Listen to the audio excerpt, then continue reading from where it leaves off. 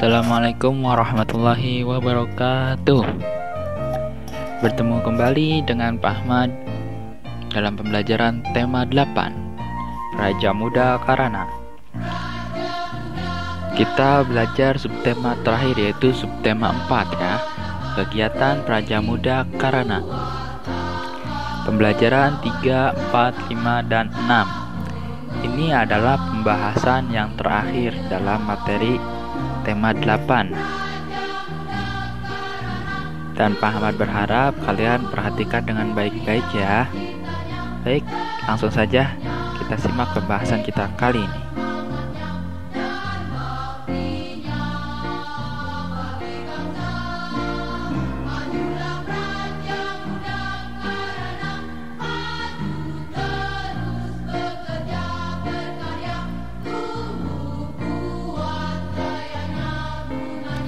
Baik, masuk ke materi pertama, yaitu lambang negara atau arti lambang negara. Lambang negara Indonesia adalah Garuda Pancasila dengan semboyannya yaitu Bhinneka Tunggal Ika, yang mempunyai arti walaupun berbeda-beda tetapi tetap satu.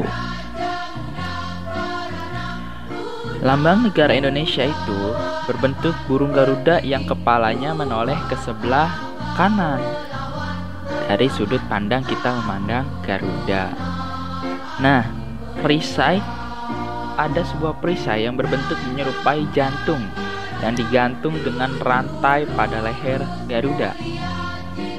Selain itu juga, ya, semboyan Bhinneka Tunggal Ika yang berarti berbeda-beda tetapi tetap satu, itu ditulis di pita yang dicengkram oleh burung Garuda. Garuda Pancasila dipakai sebagai simbol negara untuk menggambarkan negara Indonesia yang merupakan bangsa yang kuat dan bangsa yang besar. Nah, lambang negara kita ini itu mempunyai arti anak-anak. Apa saja artinya? Yang pertama, warna keemasan itu menggambarkan kejayaan dan keagungan. Yang kedua, Garuda itu memiliki sayap, paruh, cakar, dan ekor yang melambangkan tenaga dan kekuatan pembangunan. Dan yang ketiga, jumlah bulu pada burung Garuda menggambarkan hari atau tanggal proklamasi kemerdekaan bangsa Indonesia, yang dimana yaitu masing-masing sayapnya berjumlah 17 bulu yang menandakan tanggal 17. Kemudian bulu ekornya itu berjumlah 8 bulu yang menandakan bulan 8, yaitu bulan Agustus. Kemudian yang ketiga, jumlah bulu di bawah perisai berjumlah 19 bulu dan bulu leher berjumlah 45 bulu. Ini yang menandakan adalah tahun 1945. Ingat ya, Indonesia merdeka itu tanggal 17 Agustus 1945 yang diproklamasikan oleh siapa? Insinyur Soekarno dan didampingi oleh Muhammad Hatta, ya. Ingat baik-baik ya anak-anak.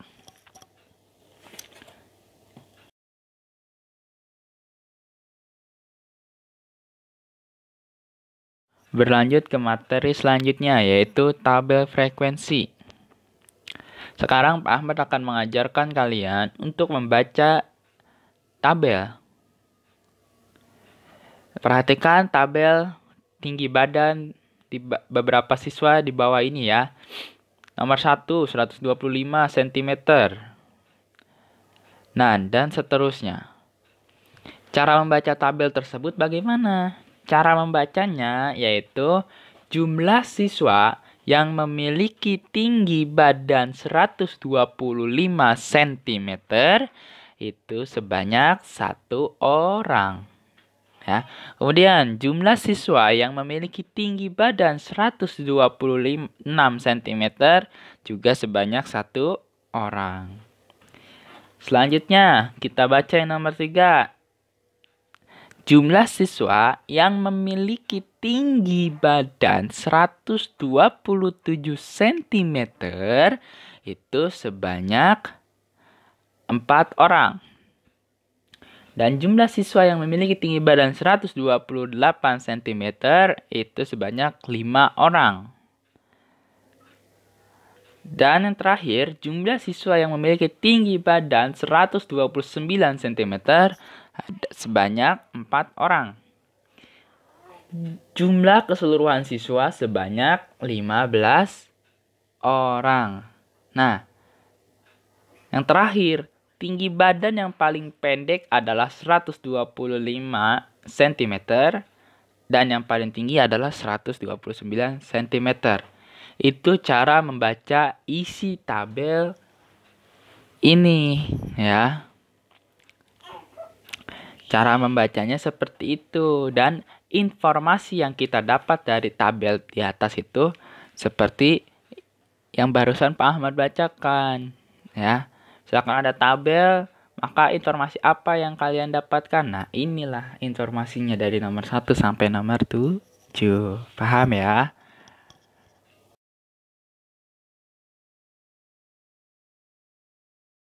Baik, Pak Ahmad kasih contoh yang lain ya. Perhatikan data dalam diagram di bawah ini. Berat badan ya. Keterangannya, satu gambar itu mewakili satu siswa. Sekarang cara baca gimana Pak? Cara bacanya kita lihat ya. Cara bacanya itu dari diagram di atas kita dapat informasi atau kita bisa baca. Kita baca itu untuk mendapatkan informasi. Pertama, jumlah siswa yang memiliki berat badan 30 kg sebanyak berapa? 6 orang. Kok 6 orang, Pak? Karena satu gambarnya mewakili satu siswa. Kemudian yang kedua, jumlah siswa yang memiliki berat badan 31 kg ada sebanyak 4 orang. Jumlah siswa yang memiliki berat badan 32 kg sebanyak 7 orang. Jumlah siswa yang memiliki berat badan 33 orang sebanyak 3 orang. Dan jumlah siswa yang memiliki berat badan 34 kg sebanyak 3 orang. Jadi, jumlah keseluruhan siswa ada sebanyak 23 siswa. Ini adalah salah satu contoh informasi yang kita dapatkan dari sebuah tabel frekuensi. Ya. Paham?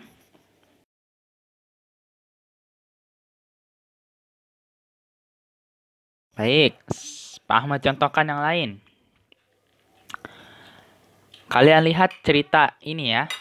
Sani akan mengambil rapot di sekolah bersama ibunya. Setelah rapornya diambil, nilai Sani 80 untuk mata pelajaran pendidikan agama, nilai 85 untuk mata pelajaran PPKN, 80 untuk pelajaran bahasa Indonesia, dan 90 untuk pelajaran matematika, 70 untuk pelajaran SBP, dan 75 untuk mata pelajaran PJOK. Pertanyaannya, sajikan nilai rapot Sani dalam bentuk tabel. Yang kedua, berapakah nilai tertinggi dan sebutkan mata pelajarannya apa? Kemudian pertanyaan yang ketiga, berapakah nilai terendah dan sebutkan mata pelajarannya? Nah, kita jawabnya penyelesaian. Yang pertama, tadi kita harus buat apa? Buat tabelnya. Ya, nilai yang didapat oleh Sani itu kita buat tabelnya. Nah, tabelnya kurang lebih seperti ini. Kita ada nomor 1 sampai 6 karena pelajarannya ada 6. Mata pelajarannya apa dan nilainya berapa gitu. Tadi nilai pendidikan agama Sani berapa? 80, sama nggak? Sama kan? Kemudian nilai PPKN 85, betul, sama? Ya, sama. Kemudian bahasa Indonesia itu 80. Sama tidak? Sama kan? Matematika 90, SBP 70, dan PJOK 75. Sudah sama semua, berarti kita tabel ini adalah betul. Nah, kita jawab pertanyaan yang kedua. Berapa nilai tertinggi dan sebutkan mata pelajarannya? Dari beberapa mata pelajaran ini, pelajaran apa saat yang paling tinggi? Matematika. Maka kita tulis di sini di nomor 2. Nilai tertinggi adalah 90 untuk mata pelajaran matematika. Kemudian pertanyaan yang ketiga. Berapakah nilai terendah dan sebutkan mata pelajarannya?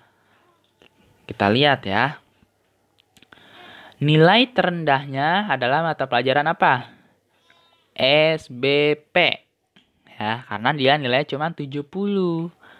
Nah, kita tulislah di sini. Nilai terendah adalah 70 untuk mata pelajaran SBP. Udah selesai. Mudah bukan?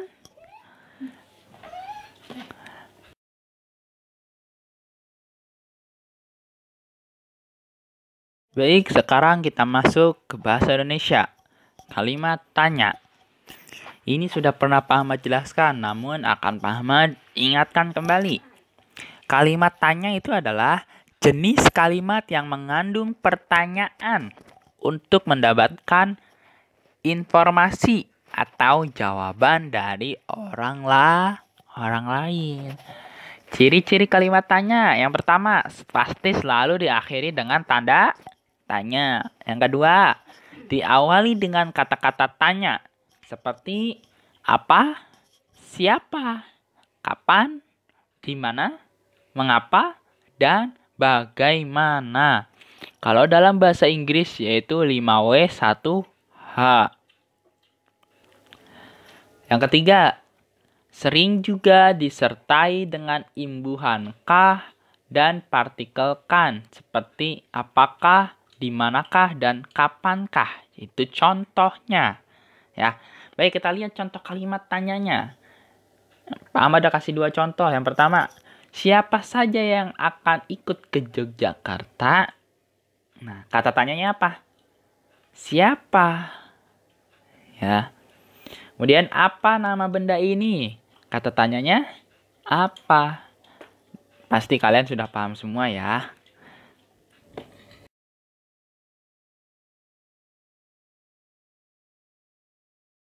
Masuk ke paragraf. Paragraf itu adalah rangkaian kalimat yang berbentuk satu kesatuan pokok bahasan. Jadi ingat, paragraf itu adalah rangkaian kalimat yang membentuk satu kesatuan pokok bahasan. Jadi kalau misalkan hanya beberapa kata, itu tidak bisa disebut paragraf. Ya. Sebuah paragraf biasanya itu terdiri dari pikiran, gagasan, ide pokok yang dibantu dengan kalimat pendukung. Harus memenuhi 3 unsur ini. Nah, paragraf yang baik itu adalah paragraf yang memiliki kesatuan, kepaduan, dan kelengkapan. Jadi harus memenuhi unsur 3 itu yang terdiri dari pikiran, gagasan, atau ide pokok. Ya. Kemudian, untuk dapat menyusun kalimat menjadi paragraf yang padu, kita harus menentukan kalimat yang merupakan gagasan utama atau kalimat utamanya dari beberapa kalimat yang kita sediakan.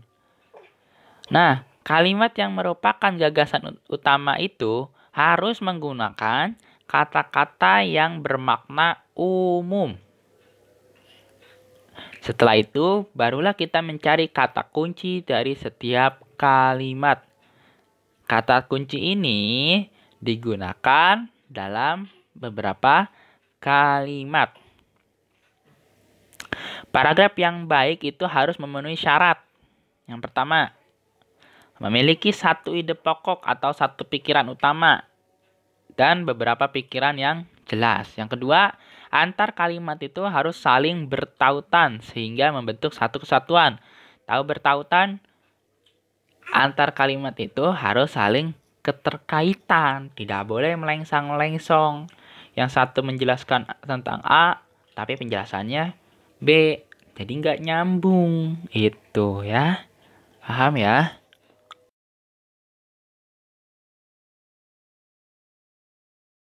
Hai, kita masuk ke materi terakhir dalam pembahasan kita kali ini, yaitu membuat lampion. Bahan dan alat yang kita gunakan itu cukup sederhana. Ada kertas karton tebal yang berwarna merah dengan ukuran A4. Di sini Pak Ahmad nggak akan membatasi kalian mau berkreasi dengan kertas yang berwarna merah atau hijau atau biru, itu sesuka kalian. Ya, warna kesukaan kalian boleh. Yang kedua, gunting. Ketiga, penggaris. Keempat, lem kertas. Yang kelima, pensil. Dan yang terakhir, alat yang kita butuhkan adalah lem. Langkah-langkah membuat lampion itu yang pertama, kita lipat dulu kertas karton yang A4 tadi ke arah atas sehingga membentuk persegi panjang. Ya. Kemudian, ingat saat melipat itu harus diperhatikan jangan sampai ada udara yang masuk ke dalam lipatan kita. Jadi harus benar-benar rapat. Yang kedua, ukur jarak antar kertas menggunakan penggaris. Ketiga, jika sudah membagi jarak antar baris, guntinglah secara rata garis vertikal pada setiap baris yang terletak diberi jarak. Langkah yang keempat, pastikan kertas yang telah digunting masih dalam posisi terlipat. Kemudian, bukalah lipatan tersebut, maka akan terlihat anyaman. Dan yang kelima, kita rekatkan menggunakan lem di sisi kanan dan sisi kiri kertas sehingga membentuk lampion. Terakhir adalah gunakan lem kertas untuk merekatkan kedua sisinya. Cukup mudah kan?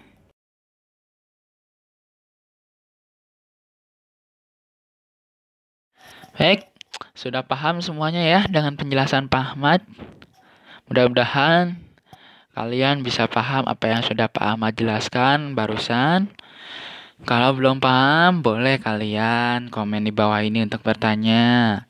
Atau boleh dibaca-baca ke buku kalian lagi. Atau juga boleh juga kalian mengulangi video ini sampai kalian paham.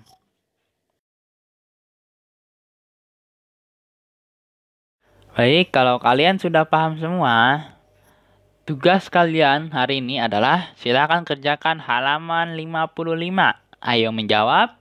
Halaman 57, ayo kerjakan. Dan halaman 58, ayo kerjakan. Untuk membuat lampion, Pak Ahmad tidak mewajibkan, namun bagi yang ingin membuatnya dan ingin mencobanya, silahkan dibuat ya. Tidak apa-apa. Untuk kreasi kalian. Dan boleh hasilnya dikirimin juga ke Pak Ahmad, boleh. Oke? Selamat mengerjakan.